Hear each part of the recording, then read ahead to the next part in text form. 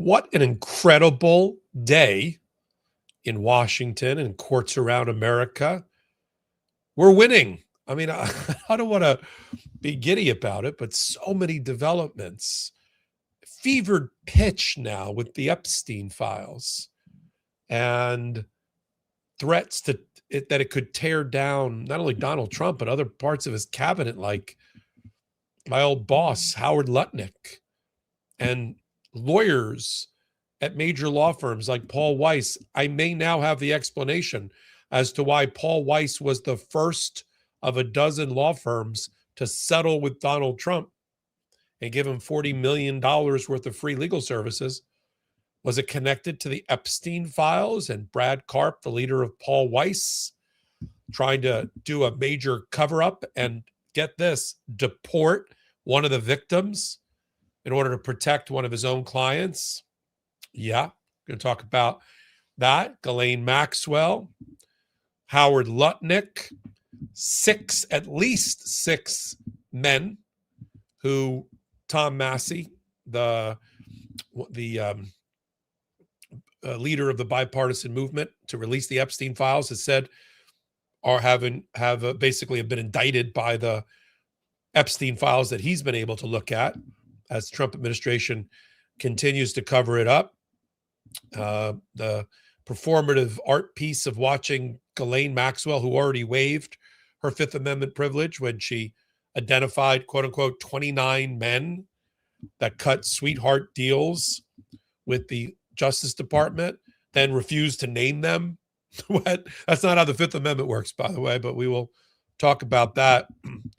And speaking of crazies, we have an update coming on the air tonight related to the Fulton County, Georgia raid. I wondered when it happened, what could they have possibly told? That's interesting. That's interesting. I like Judge McBurney, not quite the right judge, but I appreciate Judge McBurney. There we go. I was wondering what they could have possibly told the federal magistrate judge to establish probable cause that a crime had been committed in order to get a search warrant to execute a raid on Fulton County about 2020. I was like, what could it be? The judge in the case has issued an order, forced the Trump administration to unmask the FBI affidavit. And boy, is my head spinning.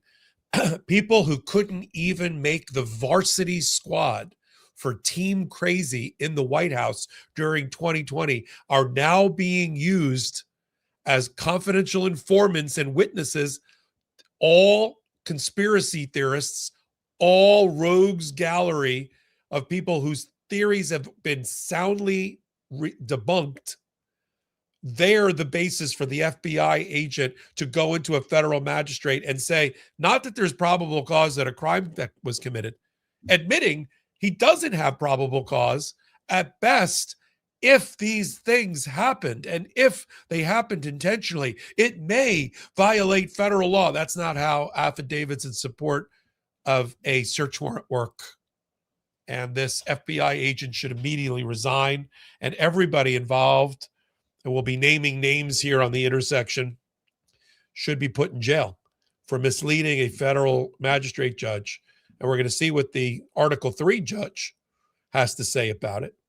J.P. Booley, related to the affidavit that was filed. The Department of Justice has effectively admitted in one of its new filings that it can't legitimately indict former FBI Director James Comey, nor New York Attorney General Letitia James. And so they're trying to resuscitate the indictments that were illegally obtained by the failed resigning in disgrace, no longer in the Department of Justice prosecutor, Lindsay Halligan. That, for me, is an admission that between grand juries rejecting them, federal judges rejecting them, and them being out of time, as it relates at least to James Comey, that Pam Bondi is in deep, deep crap with her boss as she takes the stand tomorrow for the Department of Justice's Oversight Committee hearing led by the House and Senate Democrats. That's going to be live on Legal AF YouTube, because she's not making good on her promises to Donald Trump a year ago this month to not only create a weaponization committee, but to go after his political enemies. So far, not doing very well. We'll talk about that here at the intersection. Judge Vargas, a Biden appointee, is blocking, along with the Second Circuit, Donald Trump's efforts to take the American economy hostage. He has a weird penchant, hobby of killing jobs. I don't know how else to put it. He does not pass up an opportunity to kill an American job. And if there's a labor union attached to it, all the better. $16 billion already allocated by Congress, held up by Donald Trump, to pay for a new tunnel between New Jersey and New York under the Hudson River. More importantly, it represents 20% of the American economy in the traffic that flows through that tunnel, both passenger and freight.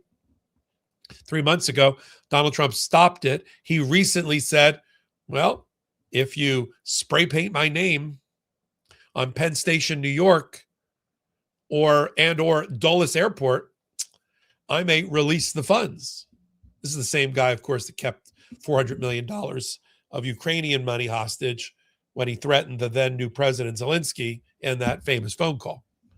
And so Chuck Schumer, Cory Booker, Governor Mikey Sherrill of New Jersey, Letitia James of New York, they're fighting mad. They're winning at the district court level. Second Circuit looks like it's going to be siding with them, at least in the short term. And thousands of union jobs are going to be preserved. I want to talk about that particular case as well here at the intersection. Welcome, everybody. Thanks for being here. I love Tuesdays. Midas jokes that it's the day that Popok rides solo. Sometimes I have guests, but it's Popok Unleashed, Popok Unplugged. Can't put Popok in the corner. All right, enough of saying my name. I'm sure there's a drinking game now associated with that. But I appreciate each and every one of you being here. Let's get into Epstein, all things Epstein, with an update there. So let's start with Howard Lutnick. Why not? Commerce Secretary had to now admit under oath at an Appropriations Committee hearing today that, oh yeah, I think I did go with my family and teenage children to Epstein's Island Christmas 2013 when we were, quote unquote, transiting with our yacht across the Caribbean, as if that was the only island to stop on. Like when you're island hopping, I don't know if going to Pedo Island 5 years after Jeffrey Epstein took a sweetheart plea deal on, but it was still disgusting nonetheless, which was engaging in child prostitution. I don't think, is that the guy you bring your 14, 13, 12, and 9-year-old to? And how do I know those were the ages? Not because I worked with Howard Lutnick, but because he listed it in an email. I mean, I'm sorry, you suspect that your next door neighbor 7 years earlier is some sort of disgusting, depraved person who has a massage table where a dining room should be. And this is the person you bring not only your children to, but the children of one of your best friends, and enlist the ages? Seriously? But even more came out, although it didn't come out during the Appropriations Committee hearing, but it came out in the Epstein files. That they had a nanny. Even Lutnick talks about his nanny, as just so we can all empathize with him, right? With all of our nanny issues. He talked about his nanny. What he forgot to mention is the nanny's resume ended up over at Epstein's house and sent over there. Why? Lutnick and his wife knew that Epstein didn't have any children. I assume the nanny was female, maybe vulnerable. And so you're going to send the nanny over to Epstein? And having worked with Howard Lutnick for a number of years. I know the tell when he's not telling the truth. So let's play first 4 months ago when he thought we wouldn't get to the bottom of the Epstein files. He told on a podcast owned and operated by Rupert Murdoch's New York Post, he told a big lie about his relationship and how it ended in 2005. Let's play the clip. He was your neighbor for 10 years. How well did you know him? All right. So we are in number 11 and he lives in number 9. Right. So we renovate, we buy our house, and our house is pigeons and mice. Right. Okay. It was derelict. Right. So we rebuild our house. We move in 2005. Okay. Jeffrey Epstein is arrested in like 08, I think, or something like that. Right. So knock on the door. His assistant on like a Saturday says, Mr. Epstein, your neighbor would like to invite you over for coffee. So my wife and I go next door. We walk the 7 steps, Yes, right, to the next house for coffee. We share a wall. right. So it's New York City. So he invites us in. We have coffee in this, and he says, do you want a tour? We said, great. He's Interesting. got a really big house. Every room you went into? He's got, well, I'll tell you. So his house is like super big, really wide. And, so he gives me a tour in the living room, big living room. And then across from it is double doors. I assume it's the dining room. Yeah. And he opens the doors and there's a massage table in the middle of the room. Ooh. And candles all around and stuff. So I ask very insightful, cutting questions. I say to him, massage table in the middle of your house? How often do you have a massage? And he says, every day. And then he gets weirdly close to me. Ooh. And he says, and the right kind of massage. Ooh. Now my wife is standing here. So she looks at me and I look at her and we say, I'm sorry, we have to go.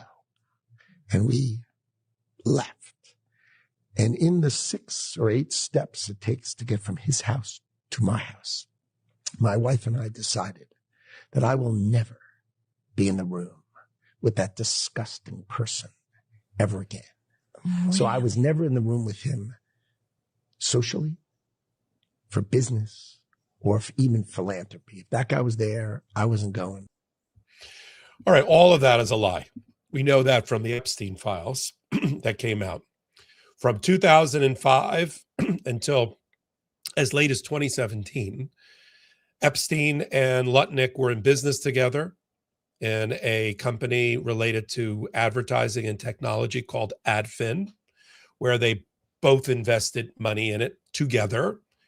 There were email exchanges between their assistants to set up drinks in 2011. Everything I'm telling you now is after Jeffrey Epstein was convicted and served time for child prostitution solicitation.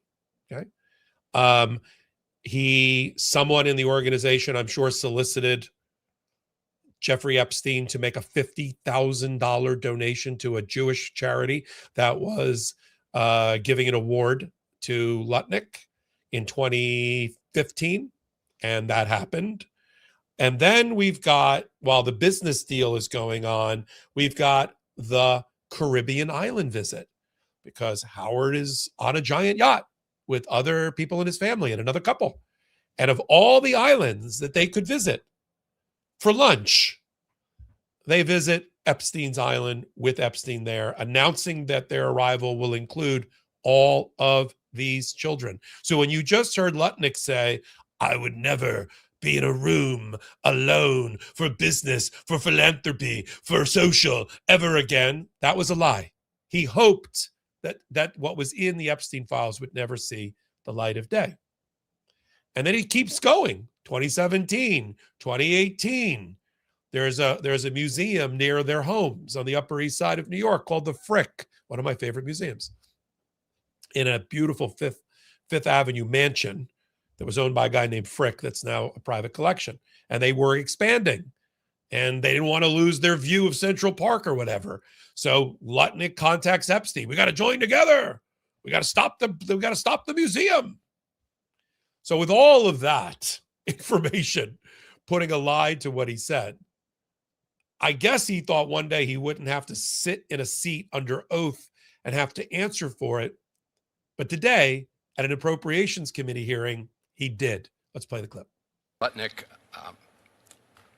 I think you understand the root of concern here. It's the way you described very emphatically your first encounter with him in his apartment, said you were disgusted, would never have any contact with him again. Did you, in fact, make the visit to Jeffrey Epstein's private island? I did have lunch with him as I was on a boat going across on a family vacation. My wife was with me, as were my 4 children and nannies. I had another couple they were there as well with their children, and we had lunch on the island. That is true, for an hour, and we left with all of my children, with my nannies and my wife, all together. We were on family vacation. We were not apart. To suggest there was anything untoward about that in 2012, I don't recall why we did it, but Mr. Secretary, again, as I said, Can we put that? I don't know if you can hold it. Can we put that back up? Just Lutnick testifying for a minute. I want to point out something to the audience. I don't know if we can do it. Can we do it? Or just put up and then hit stop. Just show one slide. I'm stressing out my producers. Can we do that? Let me see if I can do that. Okay. Yes. Thank you very much. Because Lutnick was obviously prepared for this line of questioning in the Appropriations Committee. And he brought a special guest with him that I want to point out in the picture as soon as we get it up. I got everybody on the edge of their seat right now. Okay. Oh, so close. Can we let's go back to Lutnick at the microphone. Okay. Because who goes to a Appropriations Committee meeting? We're going to roll it back. Stop right there. To Howard Lutnick's left, our right on the screen. That's his wife. Okay. What cabinet member comes to an Appropriations Committee meeting and has his wife, Allison Lutnick, who's also on the board of the Kennedy Center, sit right behind him? Right? See, this is again using family, right? Speaking of prostitution, prostituting your family in order to try to curry some favor. I guess he thought there'd be some good photo opportunities with him, whatever, with his wife, and that, and to give him more credibility. I think it's a disgusting display to bring your family into this. You went to the island, you went with your family, you did it, you lied to the American people 4 months ago. And in any other country, but in the Trump America with MAGA in Congress, he would be tossed. He would be thrown out. If this was our UK friends, he'd already be gone. And Ro Khanna has said the exact same thing. And Thomas Massey, a Republican, has called, you can take it down, has called for his head and his removal. That's Lutnick, not the only one. Let me turn to Brad Karp, guy you never heard of. You might have remembered that at the very beginning of the administration, a dozen or more top law firms bent over and paid a tithe to Donald Trump and the administration under false claims of DEI and weaponization. It's just because Trump couldn't get one of these major firms to touch him with a 10-foot pole. He was radioactive for various reasons, including fraud, the insurrection, and nobody wanted to represent him. That's why he had to run around and get Todd Blanche, a solo practitioner, and a guy named Chris Keiss, another solo practitioner, and Alina Habba, nobody ever heard of, to represent him. So his payback when he got back into office was to make these people bend the knee to him. And the first law firm that did so was Paul Weiss, which I know well. I have friends that work there. It's one of the, I worked at a competitor firm in New York. Brad Karp, the then leader, negotiated that deal, so that Paul Weiss would give the Trump administration $40 million in free legal services in return for them not being crushed by Donald Trump and put into the wood chipper. Now, other firms fought back and got federal judges to put a stop to that, but not Paul Weiss. Now, with new information that's come out, that Brad Karp was a lot closer to Jeffrey Epstein and a number of people that are in the Epstein files, like Leon Black of Apollo, the financier, and was working behind the scenes to cover up for the depraved child sex trafficking ring. Now, the fact that Paul Weiss was the first to fall in line is making a lot more sense.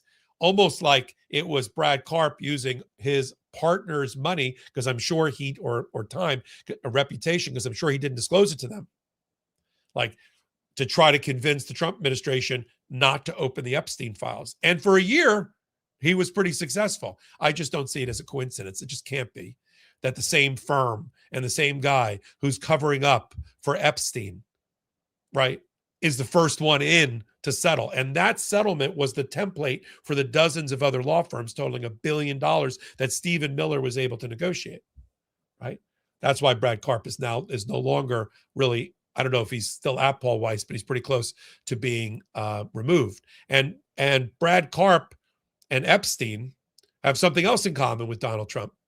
They love using deportation against political enemies, because there is information in the 3 million documents that Brad Karp and Epstein were considering trying to get one of the victims, one of the predatory victims of the child sex trafficking ring, deported in order to get her out of the United States.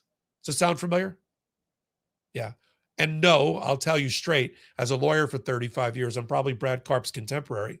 No, this is not appropriate ethical legal services to be providing to a client. It's just that he got caught. He's not the only one. The general counsel of Goldman Sachs was so close to Jeffrey Epstein that she was the executor for his will. You see how this whole incestuous world of rich and powerful all sort of comes together here, which brings us to the new revelations in the 3 million pages of Epstein files. See, it's like a 3 million piece jigsaw puzzle that gets dumped out on the floor.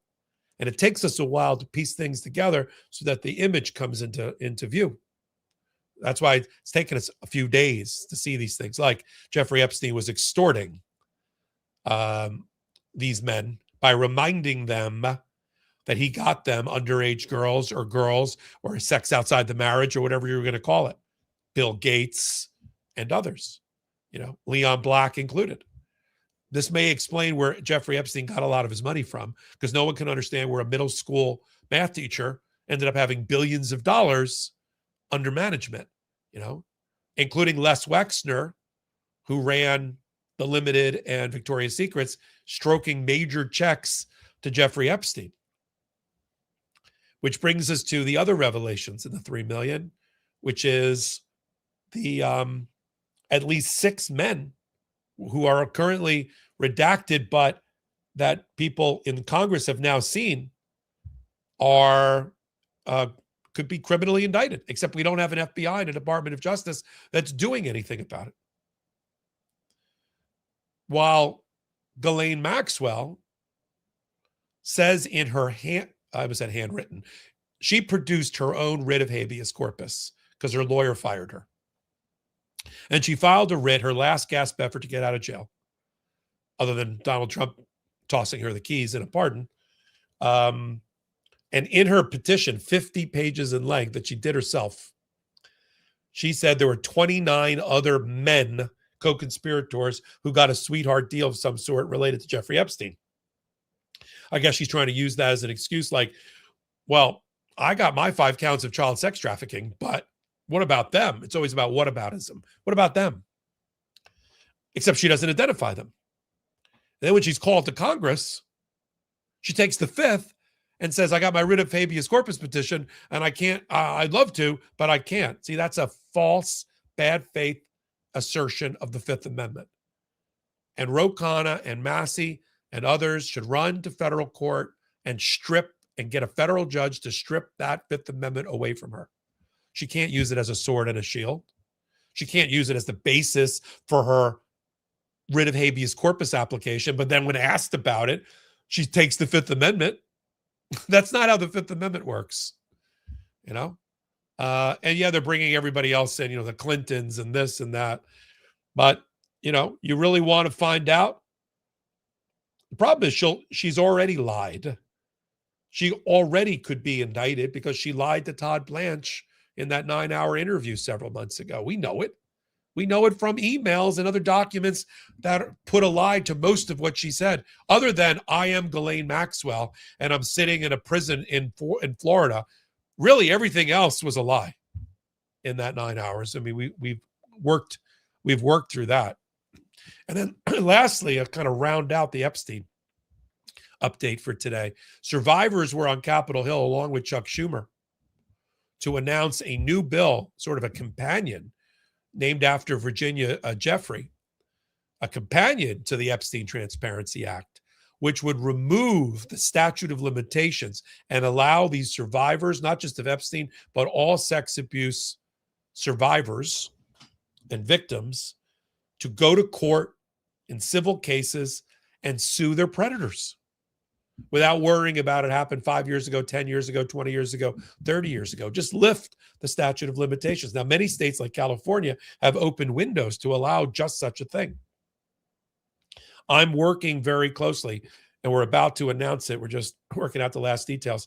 I'm working with a survivor organization called Survivor Strategies out of California, run by Sam Maloney and former state senator Joe Dunn.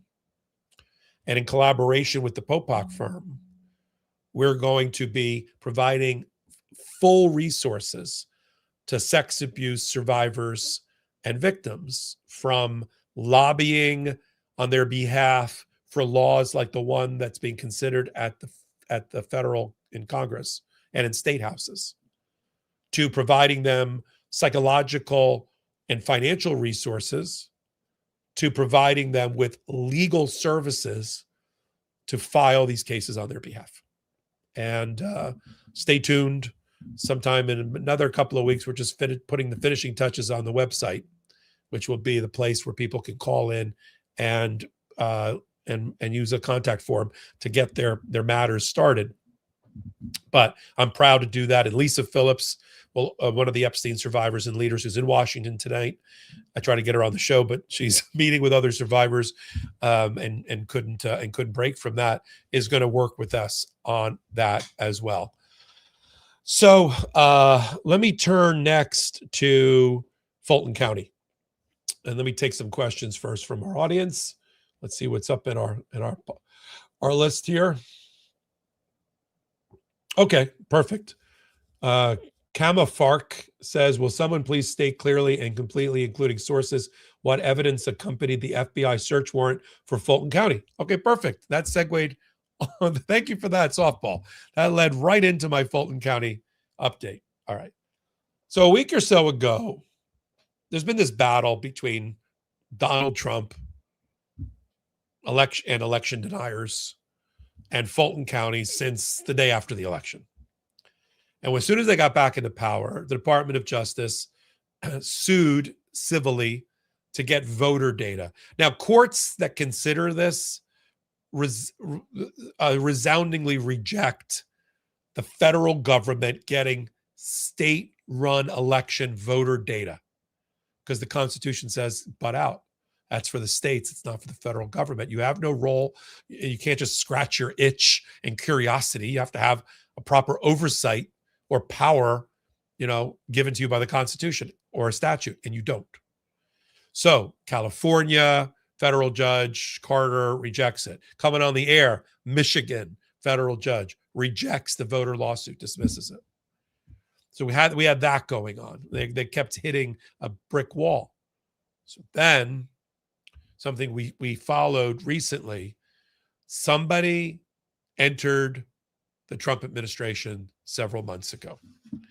And he is a major election denier, represented Carrie Lake, got sanctioned by the Arizona State Supreme Court for fraud on the court, guy by the name of Kurt Olson. He is at best the junior varsity for Team Crazy in 2020. Varsity's level, Sidney Powell, Ken Chesbro, John Eastman, Rudy Giuliani. That's right. That's the all-star team. This guy was so nutty that even they didn't believe most of what he was saying. And he has been whispering in Donald Trump's ear, apparently, with direct phone calls since 2020 about seizing voting machines. So if you wonder where Donald Trump got seizing voting machines idea from, it's from Kurt Olson.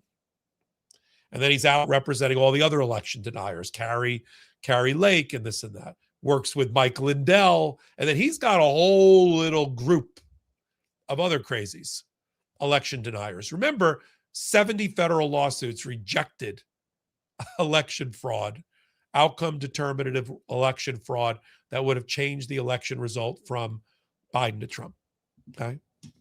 FBI investigation at the time, the head of cybersecurity at the time, you name it. Every independent, trustworthy source said there may have been a little fraud. There's always 0.01%, 0.001% of fraud, but not outcome determinative. So I wondered, had they get a magistrate judge to find probable cause to issue a search warrant to get 700 boxes of voting data, optical scanners and sheets and all of that? I said, I wonder who's cooperating.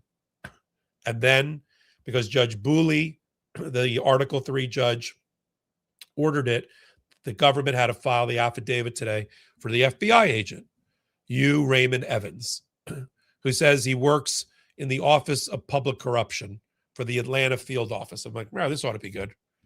And then there's just a dozen names from the pantheon of election deniers and crazies that this federal FBI agent relies on to convince a magistrate judge that there has been fraud in the election. It starts with Kurt Olson, who again has been sanctioned by a state Supreme Court for fraud on the court related to elections. It continues with people you've never heard of, but now you'll hear nothing but as we continue to cover it. Analysts like Mr. Parikh, Clay Parikh, Parikh, a self-taught DIY election fraud analyst who worked for this same guy, Mr. Olson, who worked for Mike Lindell, pillow guy, okay? But he's and works for an organization called Election Oversight Group, which is also a major conspiracy theory, despite their title, and a conspiracy theory group that also counts as one of its subscribers, Cleta Mitchell, who's an election denier of the First Order, and just witness after witness after witness. As soon as I saw the phony argument about 17,000 missing ballots, as alleged by the only Republican member of the Fulton County Board of Elections at the time, she was the one that tried to hold up the certification until she physically counted all the ballots. That 17,000 missing Fulton County ballots has been debunked by the Georgia Bureau of Investigation, by the FBI, by cybersecurity under the Trump administration, by lawsuits, and yet it pops up again, almost like a fact wrapped up in the FBI affidavit. He cites to chemical engineers who are self-trained and self-taught in election analysis. I'm like, are you effing kidding me? My favorite one, here it comes. You ready? Got to sit down for this one. Is a reliance. Let me pull the paragraph here. Sorry, I'm thumbing through it myself. See if I can grab it quick enough. I can't. I can. There is one. The FBI agent says that he also interviewed and relied on a person who used an online database that person admits may not actually represent voter data obtained through a Freedom of Information Act request that he himself got secondhand. And then he used that to come up with some analysis about some missing ballots. I'm like, are you effing kidding me? A person looked at an online database, and then that he's not even sure where it came from, and then made some analysis, and you as the FBI agent, you're relying on it. This is on paragraph 29 of the affidavit. You ready? Witness number 5, unnamed, is a data analyst, I don't even know what that means, who reviewed and analyzed original ballot images and recount ballot images. He downloaded the data online from ZebraDuck, and believed it was from an open records request to Fulton County, but it's not positive. He was not part of acquiring that data. He got it secondhand. And yet it, paragraph after paragraph, giving credibility and credence to ZebraDuck. Even at the end, the best that the FBI agent can say is that if anything of any of these crazy theories was done intentionally, then maybe it would form the basis of a crime. I'm like, that's not probable cause that a crime has been committed. Now, here's what should happen. Judge Booley, who's the big-time federal judge over this, having now reviewed this information with Fulton County putting in front of him that these are all team crazy and crazy conspiracy theorists that are being manipulated, of course, by Donald Trump or vice versa, should toss the affidavit, should quash the subpoena as a violation of the Fourth Amendment rights against illegal search and seizure in Fulton County.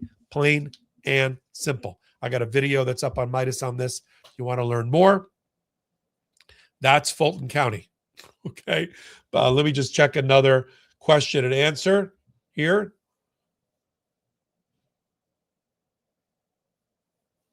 Okay, that's interesting. I got from my producer telling me that the Trump administration, through Jeanine Pirro in the District of Columbia, tried to get an indictment in connection with the 6 congresspeople and senators who were in the intelligence and military community, including Elisa Slotkin and Mark Kelly, Senator Mark Kelly, the now famous Don't Give Up the Ship video, in which in 90 seconds they reminded the military that they have their back, that they have a constitutional duty and oath, that they cannot follow unconstitutional orders or illegal orders of the commander-in-chief, plain and simple, which is frankly just a statement of fact, of military justice, of the Nuremberg principles, one that even Pete Hegseth, in a long lost, although we found it, clip from 5 years ago, 6 years ago, when he was teaching at the military academy, said the exact same thing. And that now you know why Elise Slotkin did not go in to voluntarily meet with Jeanine Pirro's office last week to give an interview, and because they were trying to get the indictment and she didn't want to help them with it. Now they've got First Amendment protection. They've got speech and debate privilege protection as members of Congress. And the lawsuit that Mark Kelly brought first, as Pete Hegseth tried to demote him, censure him, because he's a retiree as a naval captain, having been not only the space shuttle commander on a couple of missions, including the last one, but also flew dozens and dozens of successful as a fighter pilot in the Iraq War. But they want to take away his commission, his pension, censure him. So he ran into court. And last week, Judge Leon, who's also the ballroom judge, said, he hasn't issued his order yet, but he will, about blocking any censure of a senator for criticizing the administration who happens to be in the military. It's coming. Yeah, that is definitely coming. I want to take a break for just 1 second and talk about the ways to support what we do here on the Intersection. And then the kind of the foundation for the Intersection for me, which is the Legal AF ecosystem. So we've got a YouTube channel called Legal AF, the YouTube channel, 12 new videos a day. I usually do the first 4. I've got contributors like Adam Klasfeld, All Rise News, Sidney Blumenthal and Sean Wilentz with Court of History. We've got the American Civil Liberties Union. We've got Court Accountability Action. We've got the Pragmatic Optimists. And just an amazing group of people doing regular reporting for you at the intersection of law and politics. We just crossed 1,050,000 subscribers. And with your help, we'll get to 2 million by the time the 2026 election happens, or 2028 election happens. I mean, I like it this year. And the reason that we talk about it so much is because, I'll be frank, if we don't have the subscriber base, if we don't have the commitment, if we don't have the loyalty of our audience, which we do, we're out of business. Turn off the lights. You'll go to where Legal AF YouTube or podcast should have been, and it'll just be black. And we can't allow that. I mean, it's just too important that that we build this community together, and that we stand shoulder to shoulder to resist the Trump administration. And so that's why we talk about the YouTube channel, and we have a paid subscription level there for people that can swing that. And then we've got this other fantastic community, one, frankly, that I didn't even know about a couple of years ago. I remember when Ben Micella said to me, we should have a Substack. I was like, what is that? Something else I have to do? What is it? But now being on it, it's just a crossover community of legal AF people, law and politics, that want to get their information through Substack and join together. I do 2 lives a day on Substack. We'll get 2,000-3,000 people, talking about in real time stories, because there's things I can do in real time on Substack I can't do even on YouTube on that channel. We do 10 or 11 pieces of writing and essays, commentary, all on Legal AF Substack. And we're now in the top 5 of all U.S. politics rising on Substack. That's a testament to you and your support, and to encourage people to give us the resources we need to continue to expand. I'm running a 35% sale on annual membership on Legal AF Substack. And with those resources, I think you're seeing it. The ACLU just joined us. Anthony Davis is about to join us to do global AF analysis on the Legal AF YouTube channel and Substack and all of that. So that's what's really, we have no ads tonight. That's the pitch, to have you become even closer to our community. All right, so let's go to the Department of Justice and the Fourth Circuit Court of Appeals about Letitia James and James Comey. I'm going to take a swig of water. See, with no ad break, I don't get to drink water. Thank you for blocking that. So how do we get here? Trump has an enemies list. We all know what it is. Adam Schiff, senator from California. Dr. Lisa Cook, Federal Reserve Board of Governor. Letitia James, New York Attorney General, pardon me. James Comey, former FBI director. James Brennan, former director of the CIA. John Bolton, former UN ambassador, national security advisor, et cetera, et cetera, et cetera. February of last year, Pam Bondi issued a weaponization memo, a first day memo, saying that she was going to turn the Department of Justice around and start going after Donald Trump's political enemies. They originally appointed Ed Martin from Missouri, which is now leading the Fulton County search warrant issue, all these Missouri election deniers. And they from that memo forward, they tried to get indictments against these people. We are now 6 months since they tried to shame and embarrass Adam Schiff for mortgage fraud, and still no indictment. Lisa Cook, mortgage fraud allegations. Federal Reserve Board of Governor, no indictment. Letitia James, New York Attorney General, who got a fraud judgment against Donald Trump, among other things, and former FBI Director James Comey. There he used Lindsay Halligan, the insta prosecutor, no prosecutorial experience, no federal court experience. This was I can't put this any sharper. She was an insurance defense lawyer, no slight on insurance defense lawyers, doing slip and falls and fender bender law in Florida in state court. And she became the U.S. attorney for the Eastern District of Virginia, one of the 3 most prestigious prosecutors' offices before Donald Trump's Department of Justice in America. And the reason she was put in there was not to have a career as a prosecutor. It was to go after, in one place in Virginia, Letitia James, who bought a house in Norfolk, Virginia, and James Comey, who lived in the suburbs of Virginia. And since no career prosecutor would go after these people, no legitimate prosecutor, he created one in Lindsay Halligan, who by herself, although I think people like Ed Martin were guiding her, with 17 days to go on the clock before the statute of limitations on lying to Congress, which is what they tried to get Comey on, was going to expire. 17 days to go. She went into 2 grand juries within days apart and got an indictment against James Comey and one against Letitia James. Now, Lord knows what she told the jury in there. We know from magistrate judges who looked at the transcript that she violated the 5th Amendment, the 4th Amendment, and the 6th Amendment in that process. That's all? Just the 4th, 5th, and 6th Amendment? So those indictments were likely to be dismissed anyway. But she comes out with the 2 indictments like, look at me, Mom. I got the indictments, or Dad. Okay. Right away, Comey and Letitia James's lawyers, 2 separate lawyers, 2 separate judges, file motions to dismiss the indictment and to declare that Lindsay Halligan was unconstitutionally and illegally appointed. It gets assigned by the 4th Circuit Court of Appeals Chief Judge to Judge Curry in South Carolina to handle it for the district.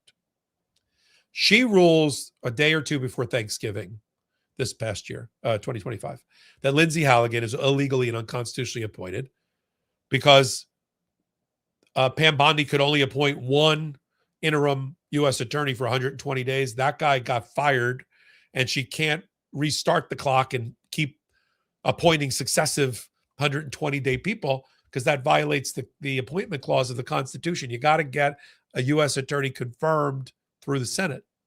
Yeah. Now, most of Donald Trump's, but not all, of his appointees get blocked, a lot of them, like Alina Habba, Lindsay Halligan, and others, by the senators of each state who have blue slip privileges. It's a tradition in the Senate going back a couple hundred years that in order for a federal officer who needs confirmation, like a U.S. attorney, to even advance to the confirmation process, the senators of that state for that, where that officer is located, has to submit their blue slip of approval. And they both have to do it. So in states that are split, Republican and Democrat, some states are, it's hard to get the 2 blue slips, at least today. So Virginia is 2 Democratic senators. They refused to allow Lindsay Halligan to progress to confirmation. Once Curry made the decision that she was illegally appointed, then a series of judges in the Eastern District of Virginia refused to recognize Lindsay Halligan as the U.S. attorney, including one, Judge Novak, who said, you are impersonating a U.S. attorney. You are masquerading as a U.S. attorney, and I'm about to sanction you. Within a day or 2 of that order, she resigned in disgrace. Now, Judge Curry also ruled that her indictments of both Letitia James and James Comey were illegally obtained. In other words, the fruit of a poisonous tree. She could not create proper indictments because she was illegal herself. And those indictments, therefore, were dismissed. Now, the Trump administration, just like we just learned, they've been trying to indict all these members of Congress for the video, tried to get a new indictment of both James Comey and Lindsay Halligan. Letitia James. On Letitia James, they failed 2 more times. And the grand juries were so pissed in Norfolk, Virginia, that one of them did something very unusual. They announced in open court that they were not returning an indictment against Letitia James. It was so embarrassing to the government that they asked the federal judge to seal the record so that we didn't know that a grand jury had spoken that way. And the judge said, I don't know why they returned the no bill in open court, but they did. And I can only speculate why. And no, I'm not sealing it. So they can't get this indictment using a non-Lindsay Halligan prosecutor. And the prosecutor they brought in to babysit Lindsay Halligan, he got fired and walked out already too. Robert McBride, gone. So they're having problems with that, getting a new indictment to fix the problem. On James Comey, they got a bigger problem, if that's possible. Time's up. He's beyond 5 years since he testified to Congress, which was one of their issues, that he lied in response to some muddled, convoluted question from Ted Cruz. And the indictment didn't stop the clock because Judge Curry ruled that it was invalid. And I've heard the government argue, well, there's a rule, I think it's Rule 60 of the Federal Rules of Criminal Procedure. If I'm wrong, you let me know. That says if there's a technical defect, like a scrivener's error in the indictment, you can fix it within 60 days. Scrivener's, it's not a typo. It's that the prosecutor was illegal. Like a drive-through prosecutor just stepped in off the street. So they can't re-indict. They're out of time. And then they've got Judge Kolar-Catelli, who ruled that a major feature of their presentation to the grand jury was information that the government never should have had and never should have used, which was private communication between James Comey and his lawyer, Daniel Richman. And she ruled, based on a motion by Daniel Richman, that was an illegal search and seizure without search warrant of Daniel Richman's material, and it cannot be used for the indictment unless there's a proper search warrant properly executed. That was a couple of months ago. Still no search warrant, still no proper execution. So their last gasp is basically a confession to the Fourth Circuit Court of Appeals, the Trump administration, Department of Justice, that they have to try to revive the old indictments because they can't get a new indictment legitimately. And now they've told the Fourth Circuit that Pam Bondi's allowed to keep appointing successive prosecutors, even though that's not what the appointment clause of the Constitution says. And that in any event, the indictments should still be revived. They completely ignore, they don't even drop it in a footnote, that the Third Circuit Court of Appeals, right next door in Philadelphia, ruled in the Alina Habba case exactly the opposite of what they're arguing in this case. As an advocate, and I've done appellate advocacy in federal court, you need to at least acknowledge, as an officer of the court, that there is a decision in another district that's against you. You can explain it. You can say they're wrong, but you can't, by operation of magical thinking, just ignore it. Like, well, it's a bad decision against it. I'll just ignore it and act like it didn't happen. This is the problem with the Department of Justice. They're going to lose at the Fourth Circuit Court of Appeals. They are not going to overrule, I don't believe, Judge Curry, because she was right. And in the interim, Lindsay Halligan didn't stick around to find out what would happen. She already resigned, which I don't think helps the appeal. In disgrace. She's not even in the Department of Justice. They couldn't even convince her. She's so abused. Of her own making. I don't feel sorry for her.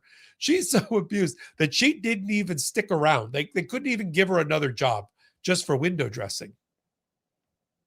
So that's the update on the Fourth Circuit. Now I want to end with, let me check questions because I get anything else in team? We got anything else in questions? No, I don't see anything else. Let's see. Hold on one second. Having some technical difficulties tonight. So let me move on to Judge Vargas. And thank you for the 11,000 people that joined here. I got a new question in. This is from Matt N606. Can Bavino and Noam be held criminally liable for relocating prime suspects of Good and Preddy murder out of Minnesota? You mean letting the agents leave during the investigation? Anytime we talk about criminal liability, it's going to have to be the state at this point.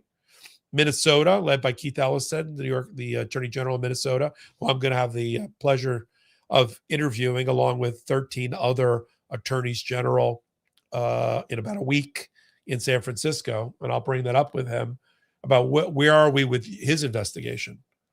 But if it's it'll be obstruction of justice. And states have obstruction of justice just the way that the federal system has. In terms of the future Department of Justice, I love saying the future Department of Justice. Implicit in that statement is that it will be run by a Democrat. But the future Department of Justice, obstruction of justice statute of limitations it's not going to run in time. So yes, a future DOJ can go after people like long list of people in this administration for sure. And then lastly, fact checker 9919 said, can citizens seriously injured by ICE bring legal action against Stephen Miller and those implementing his daily quota orders? I mean, if I'm a civil plaintiff's lawyer, and I am, and I'm working with people like Bob Simon that's suing on behalf of victims of ICE and Border Patrol, do you need to sue a person like Stephen Miller personally, along with, ICE and Border Patrol and Kristi Noem and Trump in his official capacity? You certainly could. You certainly could. There's enough data out there that indicates that he is running the show, including Kristi Noem admitting to Axios that she takes her orders from Donald Trump and Stephen Miller. So if I'm a lawyer like that, and I know a number of them, Bob, I'm looking at you. Sue Stephen Miller.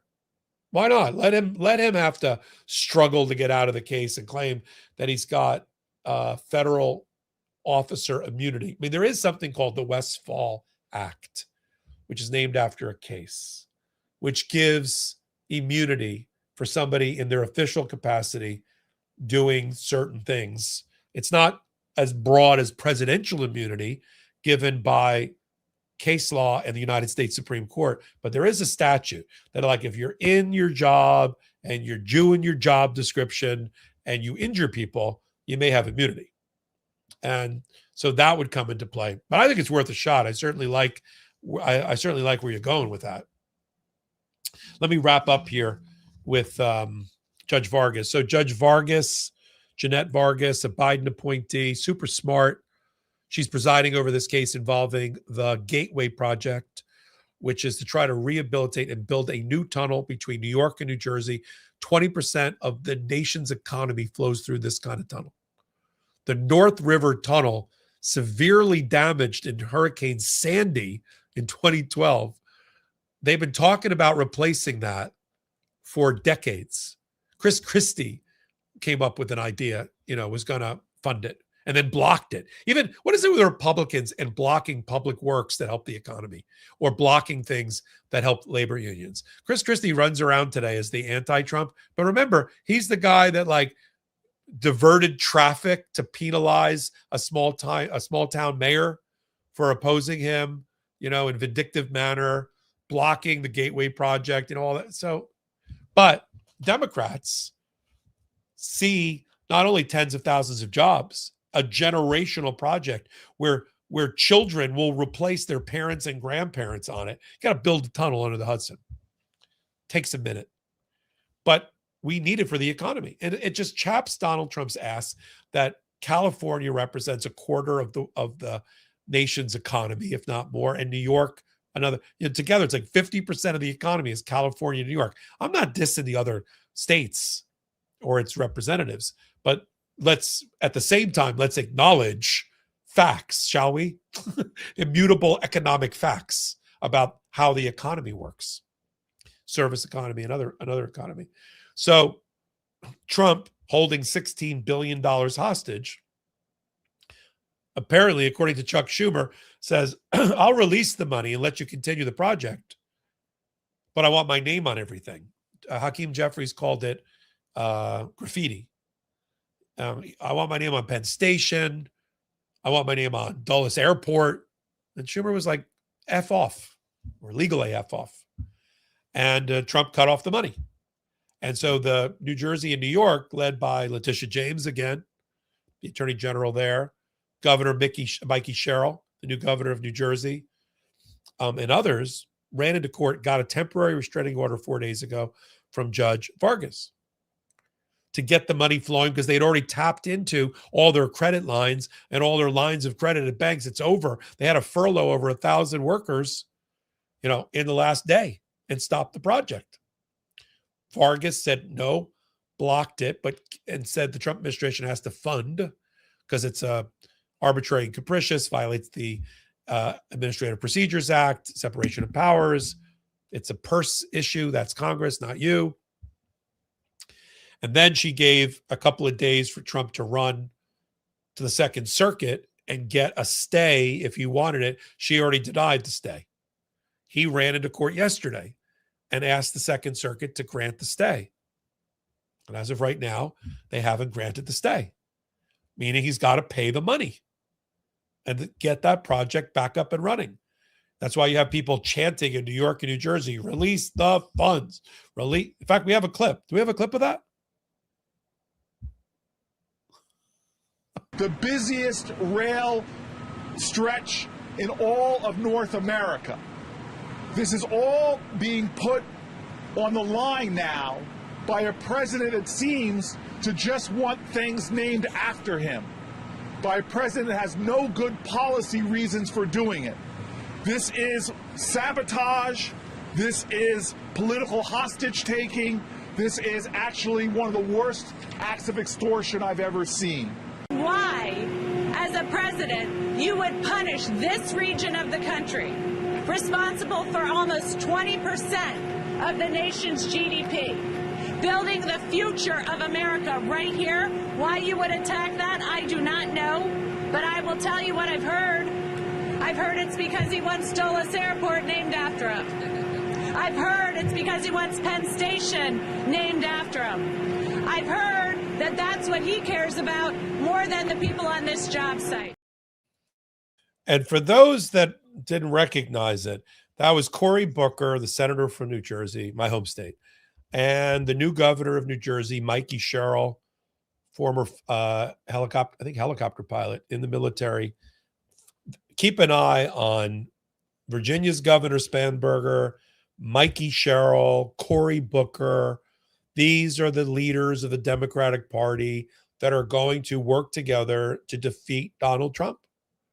And the Democrats have a very, very deep bench, and something that is a competitive advantage as we head into the midterm elections. With the polling numbers where they are, as long as the Democrats are successful in closing the deal with the American people to convince them that they will fight against corruption, make their lives better, and work on the economy and affordability, and have people like Mikey Sherrill and Cory Booker as the next generation, and Spanberger, to give people confidence in the dignity of this level of leadership, then the Democrats should be able to close the deal with that contract with America.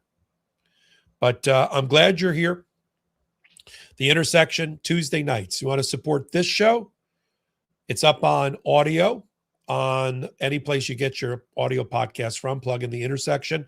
Leave a 5-star review and comments. It helps keep the show on the air. Because of you, we're in the top between 20 and 50 of all YouTube podcasts on a weekly basis.